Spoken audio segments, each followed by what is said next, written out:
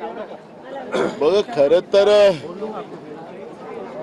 एक मरकडवाडीचाच इश्यू नाही आहे. महाराष्ट्रातल्या प्रत्येक गावामध्ये हा इश्यू निर्माण झालेला आहे. जनतेच्या मनात अजूनही आलेलं सरकार हे जनतेच्या मनातलं नाही, जनतेच्या मतातलं नाही. सरकार कसं आलं हेच लोकांना अजूनही महाराष्ट्रात संभ्रम आहे. त्यामुळे अनेक गावामध्ये ग्रामसभेचे ठराव घेण्याची प्रक्रिया सुरू झालेली आहे महाराष्ट्रात. आणि याची दखल मुख्यमंत्री काय घेणार?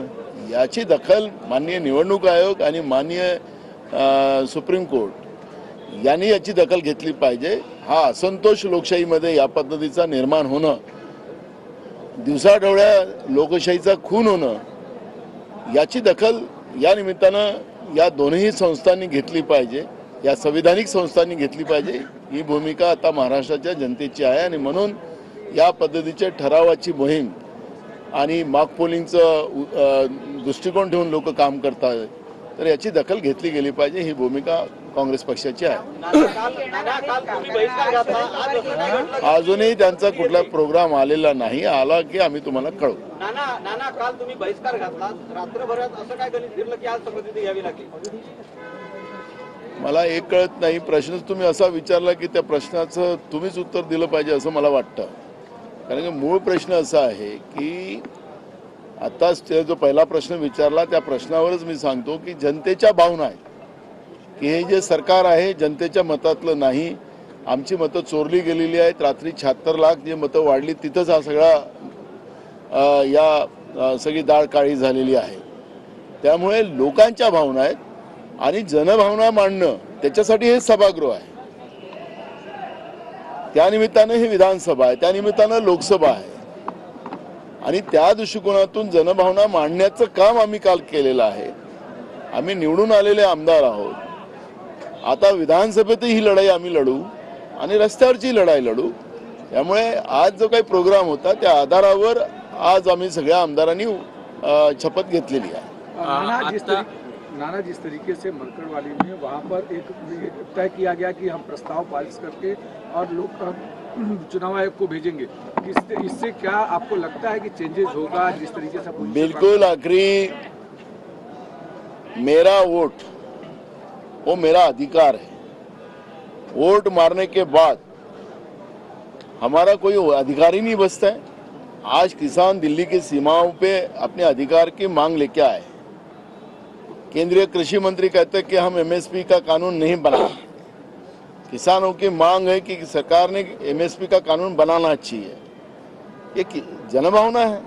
सरकार ने जनभावना का आदर करना चाहिए. देश में बेरोजगारी बड़े पैमाने में बढ़ी है. बेरोजगारों ने मोर्चा निकाला, उनको भी लाठियों से मारा गया. किसानों को गोलीबारी की गई, उनको भी लाठी से मारा गया. तो एक वोट मारने के बाद उनका अधिकार ही बचता नहीं. तो मेरा वोट सही सलामत है या नहीं है, और मेरा वोट मैं जिसको वोट मारता हूँ, जिस विचारधारा को मार रहा हूँ वो उसी को जा रहा है कि नहीं, ये शंका अगर मन में आती है तो यही मेरा व्यक्ति स्वतंत्र के ऊपर मेरा उसका वायलेशन हो रहा है. और इसलिए जनता की ये भूमिका है कि हमारा वोट अब बैलेट पे होना चाहिए, मशीन में नहीं होना चाहिए. ये जनता की भावना है और वही भावनाओं को लेके मरकड़वाड़ी में जिस तरह से लोगों ने मॉक पोलिंग करने की भूमिका ली, खुद का कंट्रीब्यूशन हुआ के लोगों ने किया, लेकिन चुनाव आयोग और राज्य की सरकार ने पुलिस के दबाव के आधार पर उनके बूथ कैप्चरिंग कर लिया, उनके ऊपर गुन्हे दाखिल कर लिया. आखिर तुम लोगों के अधिकार का हनन कैसे कर सकते हो?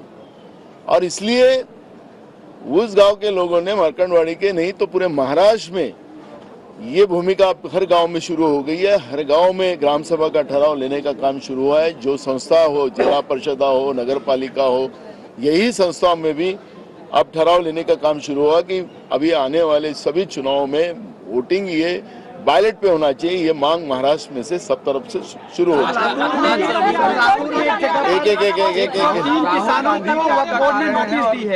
एक सवाल। राहुल गांधी कब तक आ रहे हैं और महाराष्ट्र के नेता जो कांग्रेसी नेता हैं वो कब मरकटवाड़ी जा रहे हैं क्या? देखो, हमने हमारा एक जत्था जाके आया है, हमने वहाँ के पूरे डिटेल्स लिए हैं, वहाँ के लोगों की भावनाओं को हमने समझा है। हमारे राज्य के प्रवक्ता अतुल लोंढे जी और उनकी एक टीम मार्कंडवाड़ी जाके आ गए हैं। उसके बारे में पूरा डिटेल्स हमने हमारे नेता राहुल जी और हमारे राष्ट्रीय अध्यक्ष खड़गे जी को हमने दिया है। उन्हें पूरे डिटेल्स मांगा था और डिटेल के बाद अभी तक उनका कोई प्रोग्राम हमारे पास आया नहीं है। जैसे ही प्रोग्राम आएगा तो हम आपको खबर करेंगे। सर, लातूर में वक्फ बोर्ड ने 103 किसानों को नोटिस भेजा है, सर क्या कहना चाहेंगे इसमें? वो किसान ऐसे हैं जो जनरेशन से उस जगह पर खेती करते आए हैं और अब वक्फ बोर्ड जो है वहाँ पर अपना अधिकार जमा रहा है, इसे कैसे देखते हैं और क्या कहना चाहेंगे? देखो, ये स्थिति किस आधार पर वक्फ बोर्ड ने नोटिस भेजा है, क्या उनके अधिकार है क्या नहीं है, इसकी डिटेल मेरे पास आज अभी नहीं है, तो इसलिए मैं उस पर अभी चर्चा करना और उसका जवाब देना ये स्वाभाविक नहीं हो सकता है। मेरे पास डिटेल में मंगा लेता हूँ। अगर किसानों की ज़मीन है, वह खेती करते हैं और उनकी ज़मीन अगर वक्फ बोर्ड अपने कब्जे में लेना चाहते हैं, अगर 7/12 इनका किसानों का होगा, उनकी मालकियत होगी, तो यह वक्फ बोर्ड को वक्फ बोर्ड नहीं कर सकता। लेकिन मेरे पास डिटेल नहीं है, तो उस पर अभी मैं कोई वक्तव्य नहीं करूँगा। नाना भाऊ, महाविकास आघाड़ी की अगर बात करें तो कल समाजवादी पार्टी के नेता अबू आजमी ने खुलेआम उद्धव ठाकरे को चैलेंज किया। उन्होंने कहा कि वो बाबरी मस्जिद का डिमोलिशन सेलिब्रेट कर रहे हैं। तो क्या उद्धव ठाकरे कंफ्यूज्ड है महाविकास आघाड़ी में, या आप लोगों की जो विचारधारा है भले मैच नहीं करती है लेकिन सहयोगियों के आइडियोलॉजी का ख्याल नहीं रखा जा रहा है क्या? देखो, अबू आजमी जी को मैंने आज भी ढूंढा, आज भी वो हाउस में नहीं थे।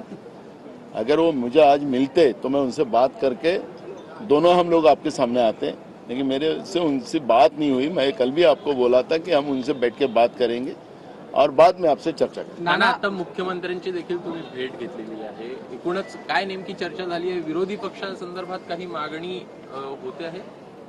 आज विधानसभा अध्यक्षाचं फॉर्म भरायची आखरी वेळ होती 12 वाजता। आम्ही 11:30 वाजता माननीय मुख्यमंत्र्यांना भेटलो। आमचं महाविकास आघाडीचं एक डेलिगेशन आम्ही त्या ठिकाणी होतो। महाराष्ट्रामध्ये परंपरा राहिलेली आहे की विधानसभेचं अध्यक्षपद हे निर्विरोध निवडून आलं पाहिजे आणि ती परंपरा कायम राहावी, या दृष्टिकोनातून आम्ही त्यांना भेटलो आणि त्यांच्याशी चर्चा केली। नाना, आप अपोजिशन ने क्या बातचीत की है? क्या डिप्टी स्पीकर और अपोजिशन लीडर के तौर पर विपक्ष का आदमी होना चाहिए? क्या सीएम से इस बारे में या सरकार के नेताओं के साथ बात हुई है क्या? देखो, हमने बात रखी है कि जो महाराष्ट्र की विधिमंडल के कामकाज की जो परंपरा रही है आज तक, वो परंपराएं हमेशा बनी रहे।